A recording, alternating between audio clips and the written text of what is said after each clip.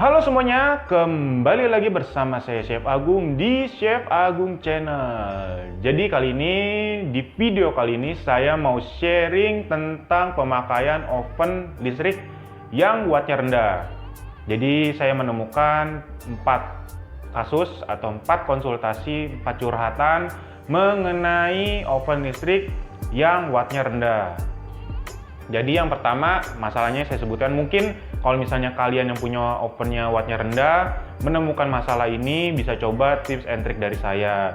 Jadi kalau misalnya kalian berhasil, jadi kan kuenya bagus, kalian senang juga. Semoga tips and trick ini berhasil untuk kalian juga. Karena watt yang rendah ini ternyata ada permasalahan baru juga. Jadi kuenya juga jadi kurang maksimal juga. Jadi di sini saya akan coba berikan tips and trick-nya. Semoga berguna untuk kalian semua. Jadi masalah yang pertama adalah jika kalian panaskan si oven listrik ini, saya selalu bilang 15 menit sebelum kalian kerja, tolong panaskan dulu. Sudah dipanaskan 15 menit, tetap ya dinyalakan, jangan kalau mati waktunya kalian tambah lagi, jangan. Jadi biarkan aja kalian set 1 jam untuk pemanasannya ovennya, biar dia tidak mati.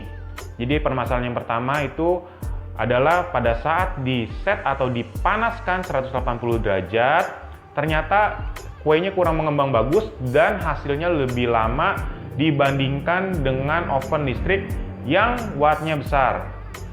Jadi untuk permasalahan yang pertama itu, kalau misalnya kalian panggang dengan sama, dipanaskan dengan sama, ngembangnya kurang, waktunya lebih lama. Jadi nanti hasilnya kuenya kurang mengembang maksimal. Yang kedua adalah jika kalian panaskan lebih banyak, misalnya contoh di resep 180, kita panaskan 200, jadi dia atasnya agak kering atau gosong. Yang kedua, yang ketiga, jika kalian ada loyang nih, kan watt yang kecil itu kan loyangnya ovennya rada kecil.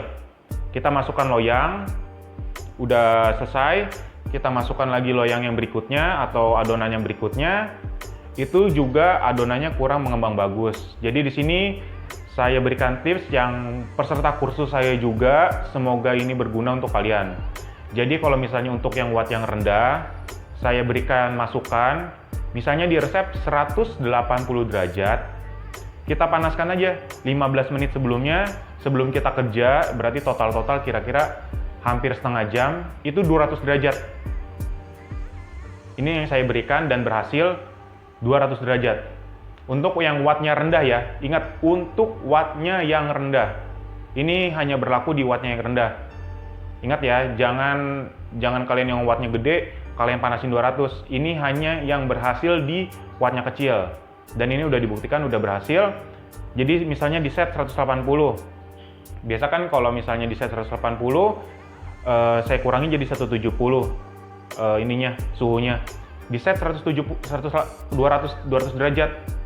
Begitu adonannya masuk, langsung kalian kecilkan. Si suhunya menjadi 170 derajat. Itu tips and trick untuk pemanggangan panasnya yang pas. Jadi karena wattnya rendah, pas kita masuk apinya kurang panas, dia kurang ngembang dan matangnya lebih lama. Itu permasalahannya. Jadi kalau misalnya kalian punya oven yang wattnya rendah, bisa dipanaskan lebih panas. Jadi misalnya contoh 200 derajat, kalian panaskan, begitu adonannya masuk atau loyangnya masuk, ingat kalau untuk oven listrik, panggang di paling bawah, di rak paling bawah, jangan di tengah, jangan di atas. Kecuali kalian ada 2 loyang, masuk, nanti setengah jalan atau misalnya 20 menit matangnya, setengah jalan 10 menit kalian tuker, itu boleh. Tapi kalau misalnya cuma 1 loyang, taruh paling bawah biar dia mengembangnya maksimal. Jadi kalau misalnya set 200 derajat, begitu masuk adonannya atau loyangnya masuk, dikecilkan menjadi 170 derajat. Nanti matangnya akan bagus, mengembangnya akan sempurna. Jadi itu wattnya kecil, jadi pemanasannya untuk awal kurang, jadi kuenya kurang mengembang. Jadi permasalahan untuk watt yang kecil seperti itu. Dan kalau misalnya nanti kalian buat lagi untuk produksi, kan nih loyang yang udah mau masuk ada lagi nih di sini. Jadi kalau misalnya kalian begitu keluarkan adonan yang matang, tunggu sampai 10 menit atau 5 menit kalian masukkan. Dipanasin lagi 200 derajat. Karena kalau misalnya kalian bekas masuk itu, kalian buka, suhunya kurang. Jadi sebisa mungkin nanti loyangnya tunggu dulu 5 menit sampai 10 menit, 200 derajat. Begitu udah panas sekiranya 5 menit, kalian baru masukkan lagi. Ingat, karena banyak banget kejadian begitu loyang kedua, loyang ketiga, itu hasilnya beda. Ini saya udah lumayan banyak peserta sharing. Ternyata begitu loyangnya yang satu selesai, masuk ke loyang kedua, yang loyang kedua ini atau adonan kedua ini juga mengalami yang sama. Untuk yang oven wattnya kecil. Jadi saya berikan masukan atau saya berikan trik, kita biarkan dulu 5 menit, kita panaskan 200 derajat, baru kita masukkan lagi. Ingat, loyangnya tetap di bawah, jangan di tengah, jangan di atas. Karena kalau yang di atas pasti atasnya gosong, kalau yang di tengah biasa pinggirannya dia suka gosong karena panas. Jadi bagusnya di tengah. Kalau misalnya ada 2 loyang, baru nanti kalian tuker aja.